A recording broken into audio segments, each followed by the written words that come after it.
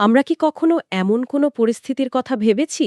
ধরুন, প্রতিদিন একটা খুব চকচকে আধুনিক অফিসে যাচ্ছি। আর সবাই সবার দিকে তাকিয়ে হয়তো মেকি একটা হাসি হাসছে। একদম। মিটিংয়ে হয়তো দারুণ সব প্রেজেন্টেশন দিচ্ছে, কিন্তু ভেতরে ভেতরে প্রত্যেকেই একে অপরের চাকরি খাওয়ার চক্রান্ত করছে। মানে একটা ভয়ঙ্কর দম বন্ধ করা, পলিটিক্সে ভরা পরিবেশ। আর দিনের শেষে মনে হয় শুধু বেঁচে থাকার জন্য বা টিকে থাকার জন্যই আমরা নিজেদের সত্তাকে কতটা ছোট করছি, তাই না? ঠিক তাই। আর তারপর একটু ভাবুন তো, হঠাৎ একদিন ওই অফিস, ওই কর্পোরেট ইঁদুর দৌড় থেকে বেরিয়ে এমন এক গহীন বুনো জঙ্গলে গিয়ে পড়লাম আমরা, যেখানে পদবি, ব্যাংক ব্যালেন্স বা ক্ষমতার কোনো দাম নেই। এমনকি নিজের আসল নামটারও হয়তো আর কোনো প্রয়োজন নেই সেখানে। হুম। সেখানে শুধু টিকে থাকার আদিম লড়াই। আর ওই লড়াইয়ের মাঝেই লুকিয়ে থাকা এক অদ্ভুত, মানে একেবারে অপ্রত্যাশিত একটা মুক্তি। এই যে দমবন্ধ করা একটা কাঠামো থেকে সম্পূর্ণ অচেনা বন্য পরিবেশে গিয়ে পড়া, এটা কিন্তু শুধু একটা ভৌগোলিক পরিবর্তন নয়, প্রাথমিকভাবে এটাকে একটা বড় পতন মনে হতে পারে। হ্যাঁ, সব হারানোর একটা ভয়ঙ্কর অভিজ্ঞতা।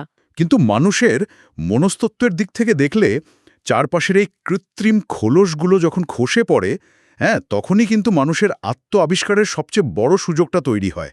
আমরা আসলে কে, সেটা ওই শূন্যতার জায়গাতেই সবচেয়ে ভালো বোঝা যায়। আর ঠিক এই জায়গা থেকেই আমাদের আজকের এই গভীর বিশ্লেষণের সূচনা। আজ আমরা এমন একটা উৎস নিয়ে আলোচনা করব, যা ৪০০ বছরের পুরনো হওয়ার সত্ত্বেও আজকের যুগের যে কোনো রোম্যান্টিক কমেডির মতোই সতেজ। এবং দারুণ প্রাসঙ্গিক। একদম। আমাদের আজকের সূত্রটি হল মির্চি বাংলার একটি অসাধারণ অডিও নাটক, যা উইলিয়াম শেক্সপিয়ারের বিখ্যাত কমেডি অ্যাজ ইউ লাইক ইটের ওপর ভিত্তি করে তৈরি। এই নাটকটির সৃষ্টির সময়কালটাও কিন্তু আমাদের এই আলোচনার জন্য বেশ তাৎপর্যপূর্ণ। মানে ১৫৯৮ থেকে ১৬০০ সালের মাঝামাঝি সময়ে শেক্সপিয়ার এটি রচনা করেছিলেন। হুম। শেক্সপিয়ারের জীবনকাল তো ছিল ১৫৬৪ থেকে ১৬১৬ সাল পর্যন্ত, তাই না? ঠিক, অর্থাৎ এটি তার সৃজনশীলতার এমন এক পরিণত পর্যায়ের লেখা, যখন তিনি মানুষের মনের অন্ধকার দিকগুলো খুব গভীরভাবে বুঝতে শুরু করেছেন। আচ্ছা। আমাদের আজকের এই বিশ্লেষণের মূল উদ্দেশ্যই হল এই বিষয়টা বের করে আনা, কিভাবে একটি চরম বিষাক্ত পরিবেশ থেকে নির্বাসন আসলে মানুষের স্বাধীনতা আর নিজের সত্যিকারের সত্তাকে চেনার পথ প্রশস্ত করে। ঠিক আছে, বিষয়টা একটু খুলে দেখা যাক। কাহিনীর শুরুতেই আমরা একদম সমান্তরাল দুটো পারিবারিক দ্বন্দ্ব দেখতে পাচ্ছি। একদিকে রয়েছেন ডিউক ফ্রেডরিক। যিনি তার নিজের দাদা ডিউক সিনিয়রকে ক্ষমতাচ্যুত করে ফরেস্ট অফ আর্ডেনে তাড়িয়ে দিয়েছেন। মানে ক্ষমতা দখলের এক নির্লজ্জ দৃষ্টান্ত। আর অন্যদিকে রয়েছে অলিভার আর অরল্যান্ডোর গল্প। অলিভার তার ছোট ভাই অরল্যান্ডোকে তার বাবার রেখে যাওয়া ১,০০০ ক্রাউন আর শিক্ষার অধিকার থেকে পুরোপুরি বঞ্চিত করছে। শুধু গঞ্চিতই নয়, ভৃত্যের মতো অমানবিক জীবনযাপনে বাধ্য করছে।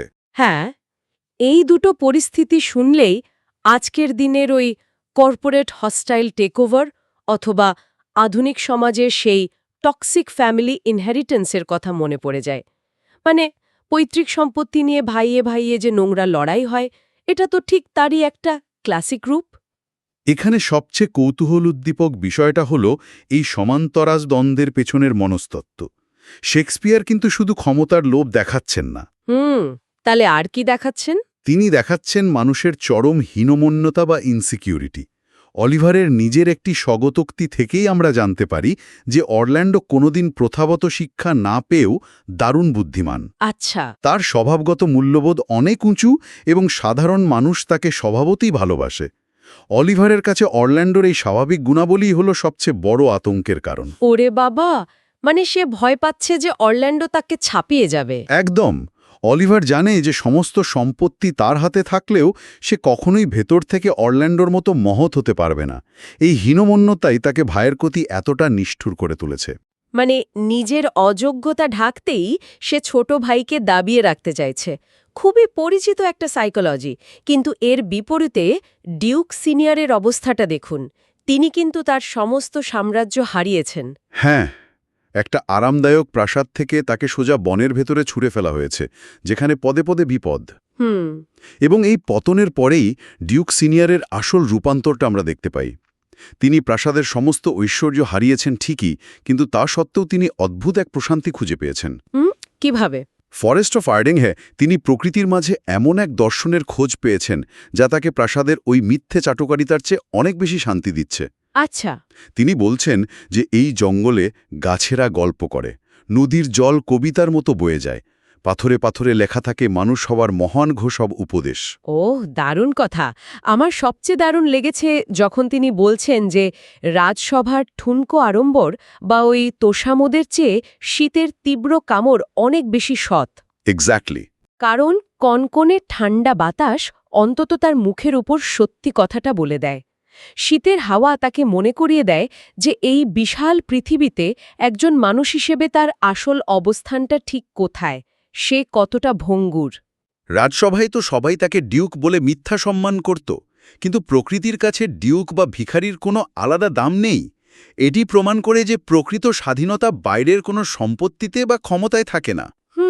সুখ থাকে মানুষের ভেতরের দৃষ্টিভঙ্গিতে। একদম ঠিক। ফরেস্ট অফ আর্ডেন এখানে শুধু একটা ভৌগোলিক স্থান নয়, এটি আসলে মানুষের মনের একটা আদিম, খাঁটি অবস্থা, যেখানে সমাজের তৈরি করা কোনো মুখোশ কাজ করে না। কিন্তু এই দমবন্ধ করা প্রাসাদ থেকে সবাই তো আর স্বেচ্ছায় বা ডিউক সিনিয়রের মতো দার্শনিক মনোভাব নিয়ে বনে যায়নি, তাই না? অনেকেই বিদ্রোহ করেছে বা বাধ্য হয়ে পালানোর পথ খুঁজেছে। হ্যাঁ, যেমন অরল্যান্ডো। দিনের পর দিন অবহেলিত থাকার পর অরল্যান্ডো হঠাৎ করেই ডিউকের বিখ্যাত কুস্তিগির চার্লসকে হারিয়ে দিয়ে সবার নজর কেড়ে নেয়।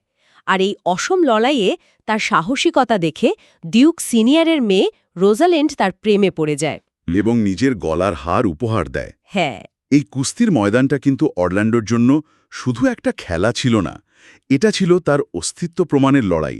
মানে সে নিজেকে প্রমাণ করতে চাইছিল। হ্যাঁ, সে দেখাতে চেয়েছিল যে অলিভার তাকে যতই ভৃত্য বানিয়ে রাখুক না কেন, তার ভেতরে রাজকীয় রক্ত আর শক্তিকে সে দমিয়ে রাখতে পারবে না।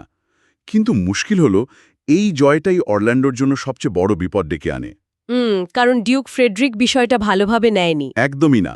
ডিউক ফ্রেডরিকের মতো একজন প্যারানয়েড এবং স্বৈরাচারী শাসক কোনোভাবেই তার শত্রুর ছেলের এই উত্থান মেনে নিতে পারেন না। হ্যাঁ, এবং ডিউক ফ্রেডরিকের এই ক্ষোভ গিয়ে পড়ে রোজালিন্ডের ওপরও।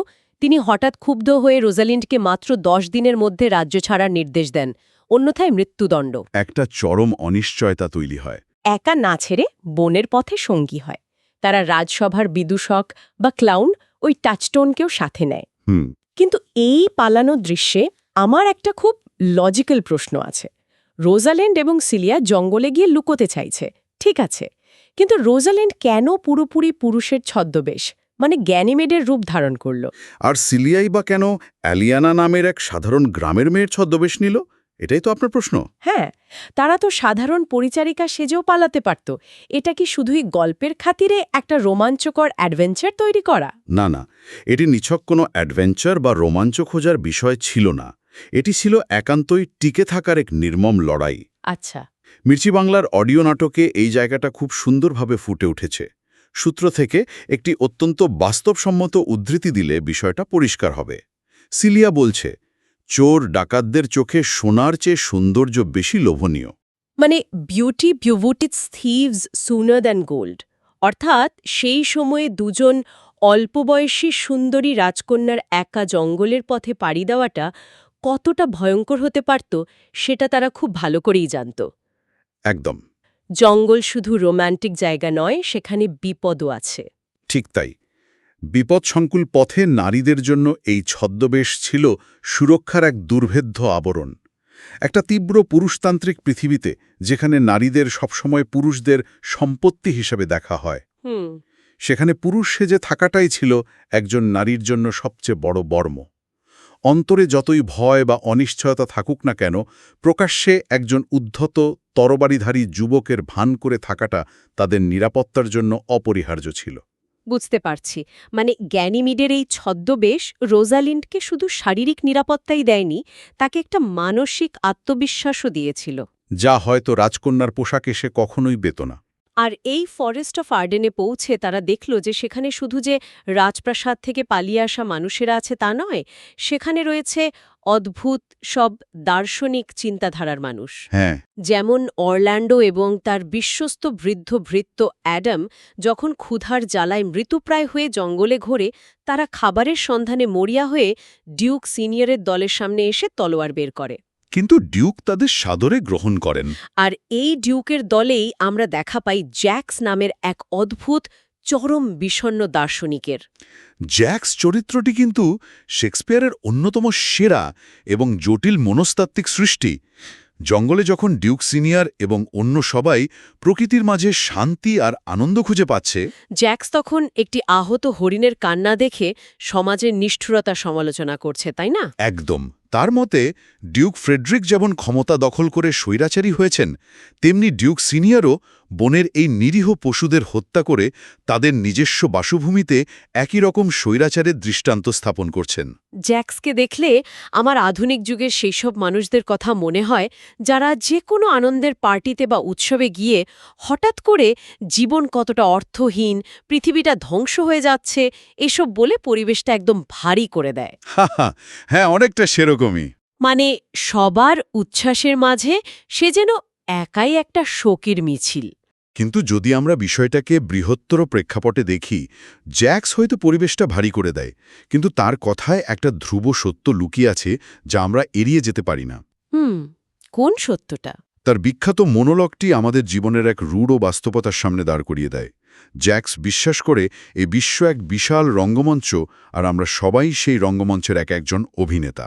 হ্যাঁ, মানুষের জীবনের সেই বিখ্যাত 7টি অঙ্কের কথা। কিন্তু সে কেন জীবনকে এভাবে দেখছে? কারণ সে মানুষের জীবনের একটা অত্যন্ত যান্ত্রিক, প্রায় অর্থহীন পরিক্রমা দেখতে পায়। সে মানুষের জীবনকে 7টি পর্যায়ে ভাগ করেছে। আচ্ছা। যার শুরুটা হয় এক চরম অসহায়ত্ব দিয়ে, দুধের শিশু যে ধাইমার কোলে কাঁদছে, এরপর আসি স্কুলগামী বালক যে কোনোভাবেই নিয়মের ঘেরাটোবে যেতে চায় না, তারপর প্রেমিক যে প্রেমিকার জন্য হাপড়ের মতো দীর্ঘশ্বাস ফেলে আর বিরহের গান গায়। হ্যাঁ, আর এই পর্যায়গুলো পার হয়ে মানুষ যখন যৌবনে পৌঁছায় তখন সে হয় সৈনিক, যে ক্ষণস্থায়ী সম্মান বা ওই বাবল রেপুটেশনের জন্য কামানের মুখেও ঝাঁপিয়ে পড়তে দ্বিধা করে না। তারপর?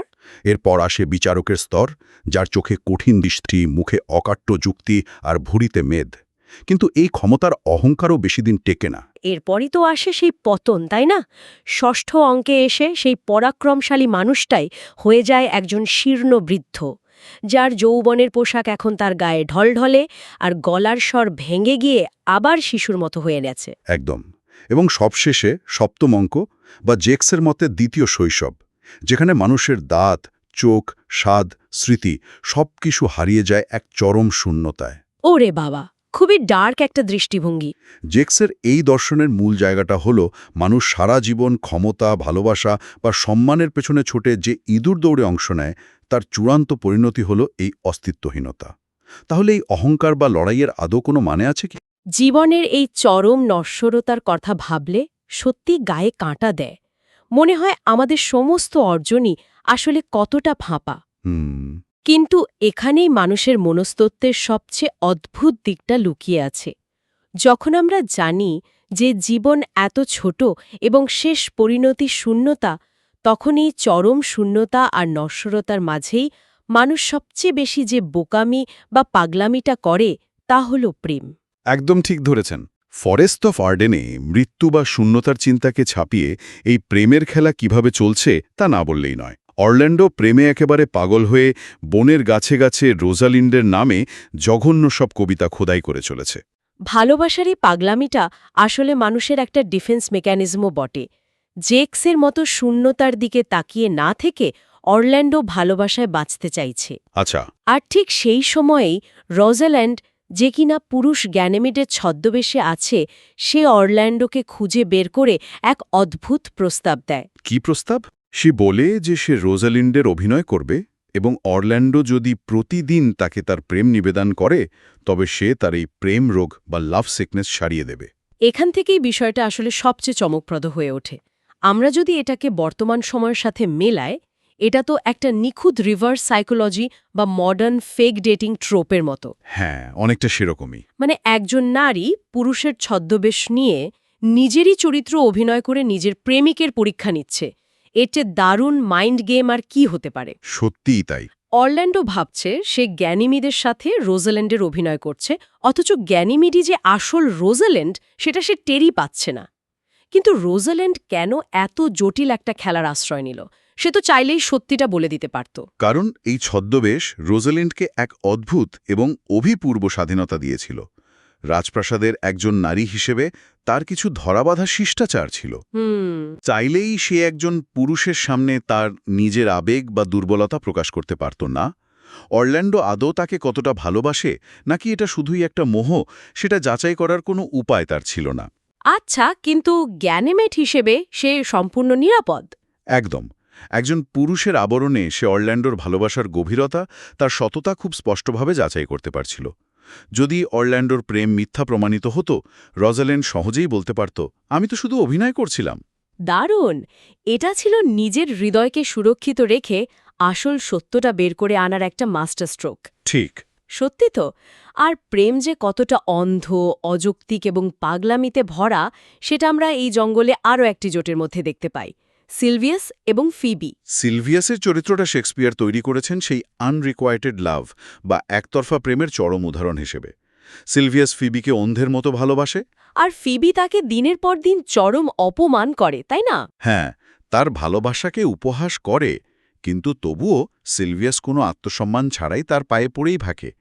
উল্টো দিকে প্রেমের এই অদ্ভুত খেলা দেখুন। ফিবি আবার প্রথম দর্শনেই প্রেমে পড়ে যায় গ্যানিমিডের। যে কিনা আসলে একজন নারী। হ্যাঁ, প্রেমের এই জটিল প্রায় হাস্যকর মনস্তত্ত্ব এটাই প্রমাণ করে যে মানুষ যখন প্রেমে পড়ে তখন সে তার যৌক্তিক সত্তা বা র্যাশনালিটি পুরোপুরি হারিয়ে ফেলে। আমরা যাকে ভালোবাসি তাকে আমরা অন্ধের মতো চাই, সেটা যৌক্তিক হোক বা না হোক। একদম। প্রেমের এই গোলকধাঁধায় সবাই যখন মত্ত, এই সমস্ত হাসি ঠাট্টা, কবিতা লেখা এবং প্রেমের খেলার মাঝেই হঠাৎ করে মৃত্যুর ছায়া ঘনিয়ে আসে বনে, যা পুরো কাহিনীকে এক নতুন মোড় দেয়। অরল্যান্ডোকে খুঁজতে বনে আসে তার নিষ্ঠুর দাদা অলিভার। মানে রাজপ্রাসাদে ক্ষমতার রাজনীতি তখনও শেষ হয়নি। ডিউক ফ্রেডরিক অলিভারের সমস্ত সম্পত্তি বাজেয়াপ্ত করে তাকে নির্দেশ দিয়েছিলেন অরল্যান্ডোকে খুঁজে বের করতে। আচ্ছা। নিজের সম্পত্তি ফিরে পাওয়ার লোভে এবং বাধ্য হয়েই অলিভার জঙ্গলে আসে, কিন্তু বনের মধ্যে ক্লান্ত ঘুমন্ত অলিভারকে একটি ক্ষুধার্ত সিংহীর হাত থেকে বাঁচায় স্বয়ং অরল্যান্ডো। ওরে বাবা! নিজের জীবনের ঝুঁকি নিয়ে, নিজের দাদার সমস্ত নিষ্ঠুরতার কথা ভুলে গিয়ে সে তাকে রক্ষা করে, এবং এই লড়াইয়ে অরল্যান্ডো নিজেও আহত হয়। কিন্তু এখানে আমাকে একটু থামতেই হচ্ছে। আমি একটু পুশব্যাক করব এখানে। একটা ফরাসি জঙ্গলে হঠাৎ করে একটা সিংহী কোত্থেকে এলো? বেশ লজিক্যাল প্রশ্ন।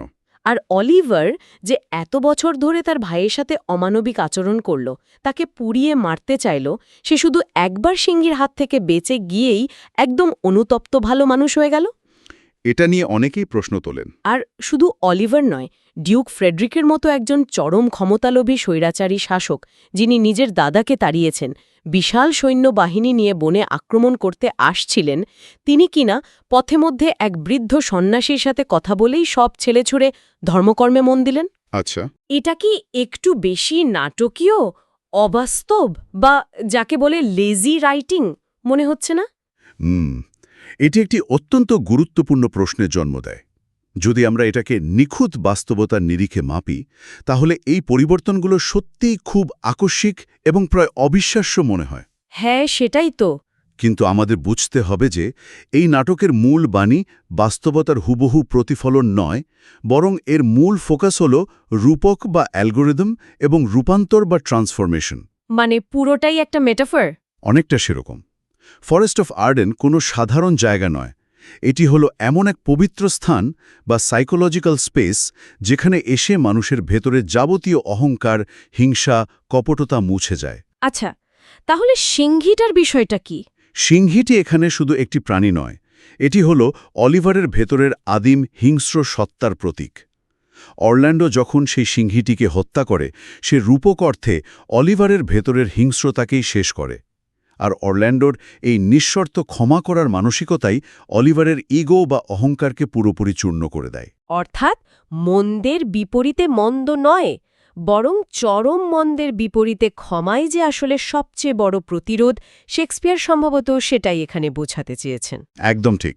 কেউ যখন আপনার সাথে চূড়ান্ত খারাপ ব্যবহার করার পরও আপনি তাকে ক্ষমা করে দেন, তখন সেই মানুষটার ভেতরের অপরাধ বোধই তাকে বদলে দেয়। ঠিক তাই। রাজসভার যে ক্ষমতা, লোভ মানুষকে পশু বানিয়ে দেয়, অরণ্যের সরলতা আর প্রকৃতির নৈকট্য সেই পশুকে আবার মানুষে রূপান্তরিত করে। আর ডিউক ফ্রেডেরিকের বিষয়টা? ডিউক ফ্রেডেরিকের সন্ন্যাস গ্রহণ করাটা হয়তো গল্পে খুব দ্রুত দেখানো হয়েছে, কিন্তু এর পেছনের দর্শনটা হলো ক্ষমতার দৌড় শেষ পর্যন্ত মানুষকে জ্যাক্সের সেই সপ্তম অঙ্কের চরম শূন্যতার দিকেই নিয়ে যায়। যখন একজন ক্ষমতালোভী মানুষ প্রকৃতির এই বিশালতার সামনে দাঁড়ায়, তখন সে বুঝতে পারে তার এই ক্ষমতার আস্ফালন কতটা ক্ষুদ্র। সেখান থেকে মুক্তির একমাত্র পথ হল সমর্পণ। প্রেমে পড়ে যায়, সব ভুল বোঝাবুঝির অবসান ঘটে। হ্যাঁ, সবশেষে বিয়ের দেবতা হাইমান আবির্ভূত হন এবং 4 জোড়া যুগলের বিয়ে হয়। অরল্যান্ডো আর রোজাল্যান্ড, অলিভার আর সিলিয়া, সিলভিয়াস আর ফিবি এবং টাচস্টোন আর অড্রির। ফরেস্ট অফ আর্ডেন যেন সবাইকে তার প্রাপ্য জায়গাটা বুঝিয়ে দেয়। এবং শুধু বিয়ে নয়, ডিউক ফ্রেডরিক যখন রাজ্য ফিরিয়ে দেন, তখন ডিউক সিনিয়র এবং তার অনুসারীরা আবার সমাজে ফিরে যাওয়ার সুযোগ পান। কিন্তু এবার তারা আর আগের সেই মানুষ নেই, তাই না? একদমই না। তারা আর আগের সেই অহংকারী বা ক্ষমতালোভী মানুষ নন। বনবাস তাদের আত্মশুদ্ধি ঘটিয়েছে। তারা এখন অনেক বেশি প্রজ্ঞাবান এবং মানবিক শাসক হিসেবে ফিরে যাচ্ছেন। একমাত্র জ্যাক্স ছাড়া। হ্যাঁ, যে সিদ্ধান্ত নেয় সে বনেই থেকে যাবে, কারণ তার দার্শনিক মন এখনও এই জাগতিক উৎসবের সাথে একাত্ম হতে পারে না। অসাধারণ একটা সাইকোলজিক্যাল জার্নি। আমরা যদি মির্চি বাংলার এই অডিও নাটক এবং শেক্সপিয়ারের মূল সূত্র ধরে পুরো আলোচনাটি গুটিয়ে আনি, তাহলে দেখতে পাব যে 400 বছর আগে লেখা হলেও এটি কিন্তু শুধু একটি প্রেমের গল্প বা কমেডি নয়। একদমই না। এটি ক্ষমতা, বিষাক্ত পরিবেশ থেকে বনবাস, মানুষের মনস্তত্ত্ব, ক্ষমা এবং সর্বোপরি আত্ম উপলব্ধির এক অসাধারণ যাত্রা, যেখানে ছদ্মবেশ বা মুখোশ আসলে সত্যকে লুকোনোর জন্যে নয়, বরং সত্যকে চেনার জন্য ব্যবহার করা হয়েছে।